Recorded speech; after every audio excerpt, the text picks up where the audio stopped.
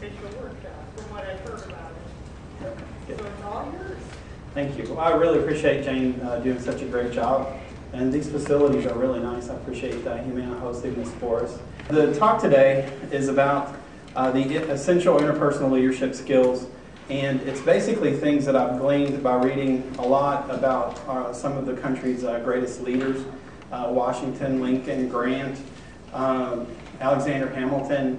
And this is what I'm seeing time and time again, is the folks in this room are on your way to being great leaders. And if you're not quite there yet, just let me give you the confidence that you have what it takes. You have the genetics, you have the DNA. A lot of dialogue that normally wouldn't occur in our environment.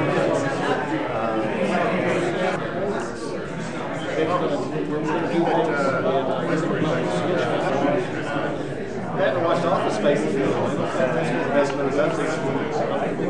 Office Space. My favorite not my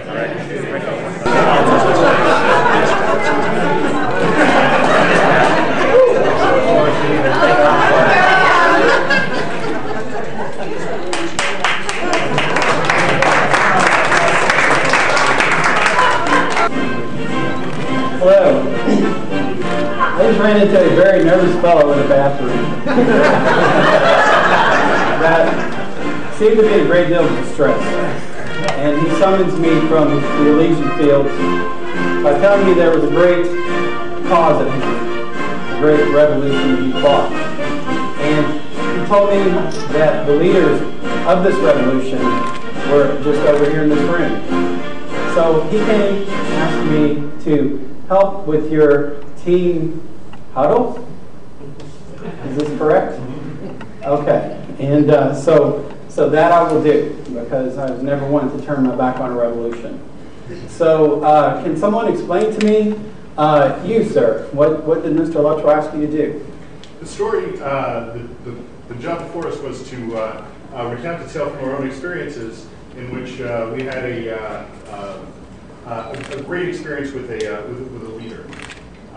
Something that, perhaps a problem or a situation that we encountered, and a remarkable tale about how he was able to overcome the problem. Well, that sounds very promising. Might I ask if a person would like to stand up and share their story? I have one about Joe Luttrell. Very well then. But you must stand up. It's not about And you can't lead from behind. Can't if your voice hears. It's I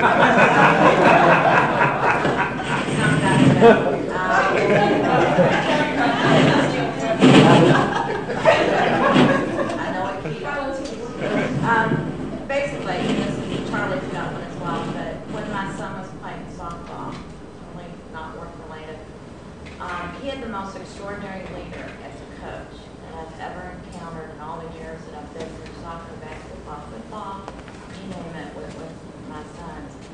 And he was the type of person that every child on the team played. It was nothing, everything that he communicated to the team was about, if you get the basics, the rest will come. And that was his story every game. And they had their first undefeated season that year. This team, they went all the way. It was extraordinary. And it was really due to his leadership. Very good. Mr. Luttrell asked me to make an award to the first person that had the courage to stand up and tell their story. However, he also did express that that person had to have the courage to come to the front.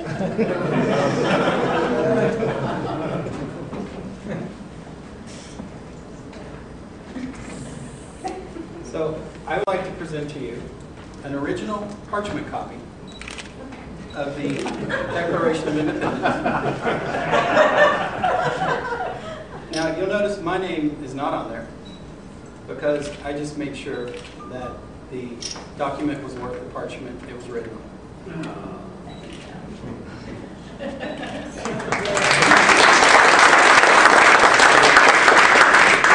Do we have another person that would like to stand up and share their experience? Yeah, this is about Joe also. Joe told me once that never trust a person who talks about himself in the third person.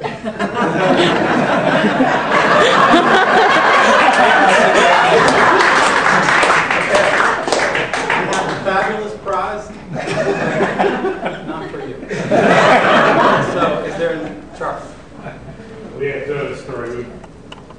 Many years ago, I was working for Navistar International, which is a large heavy-duty truck maker, and in the process of redesigning their heavy-duty and medium-duty truck lines, and we created this big project team. Odd situation we had there was our engineers, our draftsmen, which I was a member of, were unionized.